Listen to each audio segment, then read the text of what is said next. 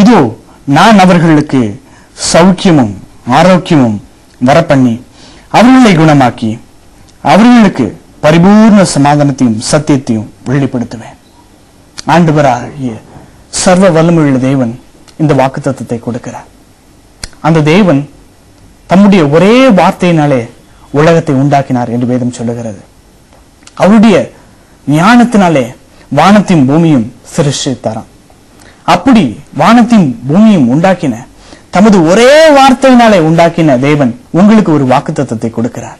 அவர் சொல்லுகிறார், இந்த நாளிலே நான் உங்களுக்கு ஆரோக்கியம் வர பண்ணுவேன், நான் உங்களை குணமாக்குவேன், உங்களை சமாதானத்தினாலே நிரப்புவேன் என்று வாக்குத்தத்தம் பண்ணுகிறார். அது தம்முடைய பிள்ளைகளாகி ஒவ்வொருவருக்கும் அது பொருந்தும். ஒருவேளை நீங்கள் எந்த சூழ்நிலையில் இருக்கிறீர்கள் என்று உங்களுக்கு தான் தெரியும். ஆனால் கர்த்தர் சொல்லுகிறார், உங்களுக்கு ஆரோக்கியத்தை வர பண்ணும்படியாக அவர் சுத்தம் வைத்திருக்கிறார். அந்த ஆரோக்கியம் மாத்திரமல்ல, அதோடு சமாதானத்தையும் தரும்படியாக இந்த நாளிலே கர்த்தர் தீர்மானம் பண்ணி வைத்திருக்கிறார். வேதம் சொல்லுகிறது, ஏசாயா 57 அதிகாரம் 18, 19 வசனத்திலே நாம் வாசிக்கும் போது, நானே உங்களை குணமாக்குவேன் என்று கர்த்தர் வாக்குத்தத்தம் பண்ணுகிறார். ஏசாயா 53 அதிகாரம் 5 வசனம் சொல்லுகிறது, அவருடைய தழும்புகளினாலே நாம் குணமாகிறோமா. அதற்காக தான் ஆண்டவராகிய இயேசு கிறிஸ்து தமது சொந்த இரத்தத்தை அவர் நமக்காக கல்வாரியிலே சிந்தினார்.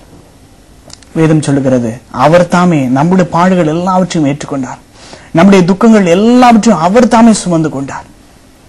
நாம் படுகிற ஒவ்வொரு பாடுகளையும் அவர் அறிந்திருக்கிறார். வேதம் சொல்லுகிறது, கர்த்தரோ இருதயத்தை அறிந்திருக்கிறார் என்று வேதம் சொல்லுகிறது. நம்முடைய ஒவ்வொரு சூழ்நிலையிலும் அவர் பார்க்கிற தேவன் என்று வேதம் சொல்லுகிறது. இந்த நாளிலே கர்த்தர் உங்களுக்கு கொடுக்கிற வாக்குத்தத்தம், கர்த்தர் தமது வல்லமையினாலும் தமது இரத்தத்தினாலும் தமது தழும்புள்ள கரத்தினாலே உங்களை தொட்டு சுகப்படுத்த போகிறார். இன்றைய தினத்திலே அவர் அதை செய்ய போகிறார். வேதத்திலிருந்து ஒரு சம்பவத்தை உங்களுக்கு நினைப்பூட்ட விரும்புகிறேன். மத்தேயு 20 அதிகாரம் 29 வசனத்திலிருந்து 34 வசனம் உள்ள ஒரு பகுதி இருக்கிறது. அதிலே ஆண்டவராகிய இயேசு கிறிஸ்து எரிகோ என்கிற பட்டணத்திலிருந்து அவர் புறப்பட்டு போகிறார். அவர் போகிறதை அறிந்து திரளான ஜனங்கள் அவர் பின்பதாக அவர் சென்றார்கள் என்று வேதம் சொல்லுகிறது. அப்படி திரளான ஜனங்கள் அவர் பின் சென்ற பொழுது 2 குருடர்களுக்கு இயேசு வருகிறார், இயேசு அந்த பகுதியாக வருகிறார் என்று அறிவிக்கப்படுகிறது. அப்படி அறிவிக்கப்பட்ட பொழுது அந்த 2 கண்களில பலவீனம் உள்ள அந்த குருடர்கள் அவர்கள் இயேசுவை நோக்கி கூப்பிட ஆரம்பித்தார்கள். அதை கேட்டு ஜனங்கள் ஒவ்வொருவரும் அவர்களை அதட்டினார்கள். சத்தம் போட்டு கூப்பிடாதப்பா என்று சொன்ன பொழுது அவர்கள் இதுவரைக்கும் கூப்பிட்ட சத்தத்தை காட்டிலும் மிகவும் அதிகமாய் உரத்த சத்தமாய் கூப்பிட்டார்கள் என்று வேதம் சொல்லுகிறது. அவர்கள் கூப்பிட்ட வேளையில ஆண்டவராகிய இயேசு கிறிஸ்து நின்றார். அவர்களை பார்த்து, உங்களுக்கு என்ன வேண்டும் என்று கேட்டாராம். உடனே அந்த குருடர்கள் சொன்னார்கள், ஆண்டவரே, எங்களுடைய கண்கள் திறக்கப்பட வேண்டும், எங்களுடைய கண்கள் திறக்கப்பட வேண்டும் ஆண்டவரே என்று சொன்ன உடனே இயேசு அவர்களை பார்த்து மனதுருகினார் என்று வேதம் சொல்லுகிறது. மனதுருகி தமது கரங்களை அவருடைய கண்களில் வைத்தார். அவர்கள் பார்வை அடைந்தார்கள் என்று வேதம் சொல்லுகிறது. இந்த வேளையில இந்த தேவனுடைய வார்த்தை கேட்டுக்கொண்டிருக்கிற தேவ ஜனமே, இதுவரைக்கும் தேவனை கூப்பிட்டுக் கொண்டிருந்தீர்களா? இந்த வேளையில இன்னும் அதிகமாய் இன்னும் உரத்த சத்தமாய் தேவனை நோக்கி கூப்பிட போகிறோம். கர்த்தர் அதை கேட்டு அவர் மனதுருகுவார். அவர் தமது தள்ளுமுள்ள கரத்தை உங்கள் மேல் வைக்கும் போது கர்த்தருடைய பரிபூர்ண சுகம் அளிக்கும் வல்லமை உங்களுக்குள்ள பாய்ந்து செல்ல அவரே உங்களை குணமாக்குவார். அவர் சொன்னபடியே அவருடைய வார்த்தைகளினாலே அவர் சொன்னதை நிறைவேற்றி முடிப்பார். பல ஆண்டுகளுக்கு முன்பதாக ஒரு வியாதி நிமித்தமாக ஒரு மனுஷன் ஒரு சிறந்த மருத்துவமனையில அவன் அனுமதிக்கப்பட்டார்.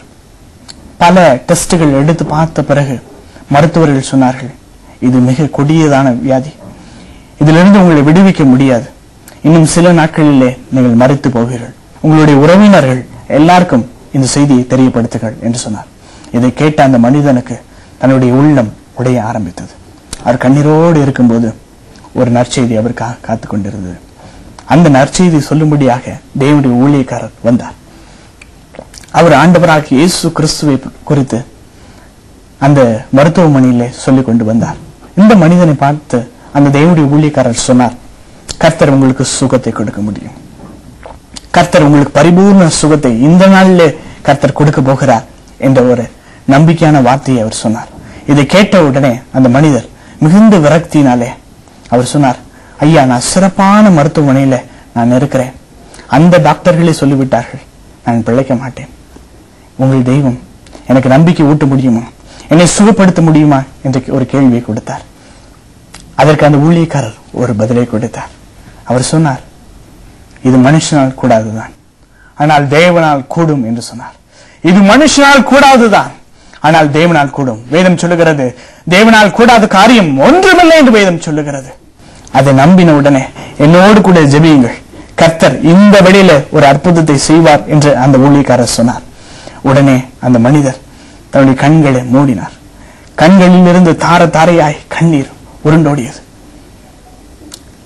அந்த வழியில கர்த்தருடைய மனதிற்கும் அந்த மனுஷன் மேலே இறங்கி வந்தது. அந்த நொடியில் தானே கர்த்தருடைய பரிசுத்த கரம் அந்த மனுஷன் மேல் இறங்கினது. அந்த நொடியிலே கர்த்தர் பரிபூர்ண சுகத்தை கொடுத்தார். சரித்திரம் சொல்லுகிறது, அவன் அந்த மனுஷன் தேவனுக்கென்று பலத்த காரியங்களை அற்புதங்களை செய்கிற தேவனுடைய ஊழியக்காரராய் மாறினாராம். அன்பு தேவனுடைய ஜனமே, இதை கேட்டுக்கொண்டிருக்கிற தேவ ஜனமே, கர்த்தர் உங்களுக்கு ஒரு நற்செய்தியை சொல்லுகிறார். தமது வல்லமையினாலே உங்களை குணப்படுத்தும்படியாக கர்த்தர் விரும்புகிறார். கர்த்தர் சொல்லுகிறார், இந்த வேளையிலே உங்களுக்கு ஆரோக்கியம் வர பண்ணுவேன். அவருடைய உயிர்த்தெழுதலின் வல்லமை உங்களுக்குள்ள பாய்ந்து செல்ல போகிறது. உங்களுடைய நரம்புகளுக்குள்ளாக கர்த்தருடைய ஜீவன் பாய்ந்து செல்ல போகிறது. உங்களுடைய கால்களில் எலும்புகளுக்குள்ளதாக தேவனுடைய வல்லமை பாய்ந்து செல்ல போகிறது. கர்த்தரே இதை சொன்னார், கர்த்தரே அதை நிறைவேற்றி முடிப்பார்.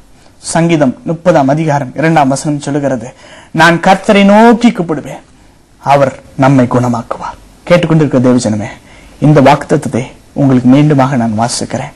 எரேமியா 43ஆம் அதிகாரம் 6ஆம் வசனம், இதோ நான் அவர்களுக்கு சௌக்கியமும் ஆரோக்கியமும் வரப்பண்ணி அவர்களை குணமாக்கி அவர்களுக்கு பரிபூர்ண சமாதானத்தையும் சத்தியத்தையும் வெளிப்படுத்துவேன்.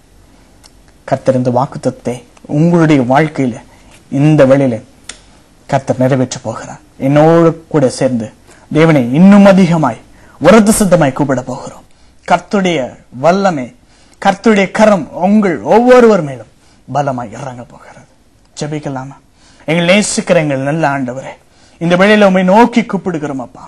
அன்று குருடர்கள் உம்மை கூப்பிட்டது காட்டிலும் இன்னும் அதிகமாய் ஆண்டவரே, அந்த வேளையிலே குருடர்கள் இன்னும் அதிகமாய் கூப்பிட்ட பொழுது கர்த்தருடைய கரம் அவர்கள் மேல் வந்த பொழுது அவர்கள் பார்வை அடைந்தார்கள் என்று வேதம் சொல்லுகிற வண்ணமாக ஆண்டவரே, எங்களுடைய சூழ்நிலைகள்ல ஒவ்வொன்றையும் உங்களுடைய கரத்துல கொடுக்கிறோம். இந்த நிகழ்ச்சியை பார்த்து கொண்டிருக்கிற ஒவ்வொருவரையும் உமது கரத்துல கொடுக்கிறோம். விசேஷமாக பலவீனத்தோடு இருக்கிற ஒவ்வொருவரையும் உடைய பாதத்துல வருகிறோம்.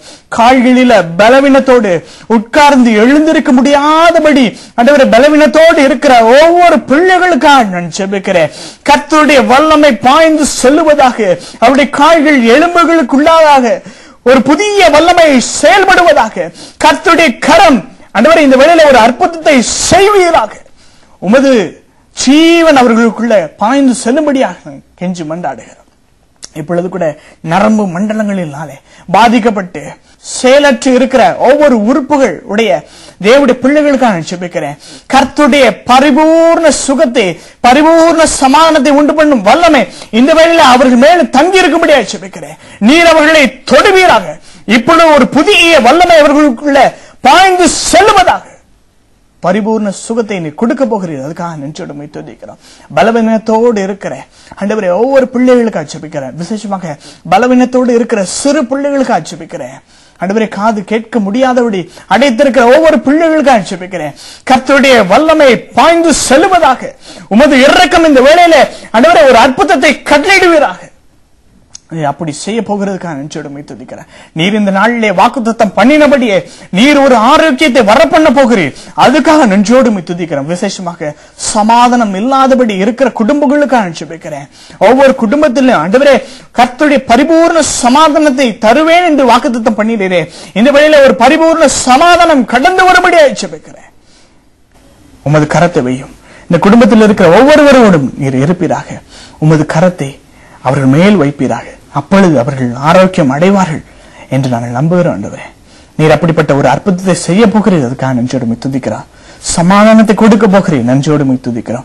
எங்களோடு கூட இருங்க. இந்த வாரம் முழுவதும் இவர்களோடு கூட இருக்கிறதுக்காக நன்றியோடு துதிக்கிறோம். இயேசுவின் நாமத்தினால் ஜெபிக்கிறோம் எங்கள் நல்ல பிதாவே. ஆமென்.